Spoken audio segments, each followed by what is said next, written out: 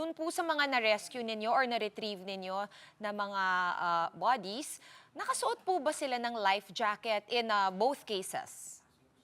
Not all of them ang nakasuot ng life jacket. But again, if we notice, Balok-Balok Island, it is part of the shipping route ng mga marginal fishermen and the ferry boats flying Basilan to Zamboanga.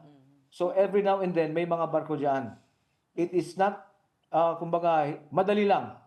Each time there's an emergency, there will be other ships that would come to the rescue.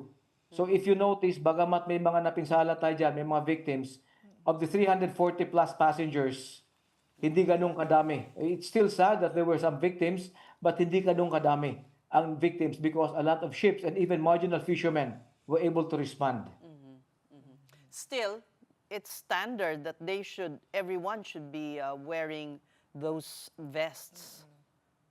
It is standard, but when a situation like that happens, the first option, the first course of action would be, if the ship is already sinking, to jump into the water bago makasuot ng life jacket, lalo kung medyo mahirap makahanap ng life jacket.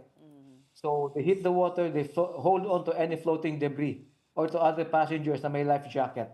Pero hindi ho ba, whether masama ang panahon or not, as soon as you board a vessel at sea, you're supposed to wear a life jacket? Not hindi only naman when po. there's an No. accident. Isn't that the law? No, the SOP is that when you board any ship, a transport vessel, a naval vessel, Coast Guard, you have to know where the life-saving equipment are, where the lifeboats are, where the life jackets are.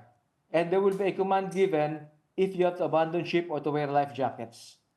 So it's not automatically na susuotin na lahat ng pasahero. So, hindi po ba parang, kino-consider, Admiral, na baka dapat gawin itong SOP parang seatbelt? Pag upo mo pa lang dapat click-click, suot mo na agad.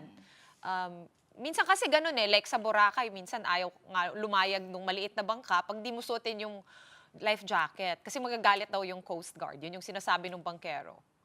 Yes, those are the smaller motor bangkas na mandatory naka-life jacket for the short trips. Okay. But for trips that take longer, for the bigger vessels, the life jacket is just in a place that is accessible, I see. and the command will be given if necessary to wear life jackets already. Pero Admiral, what if sa investigation makita na hindi pala enough din yung number of life jackets on board? Is that a more serious concern at magiging liable na dyan yung shipping company? There will be liabilities depending on the Board of Marine Inquiry, and the Coast Guard is a part of that board, a member of that board. But as a general practice, you should not load more passengers than each passenger should have at least one life jacket.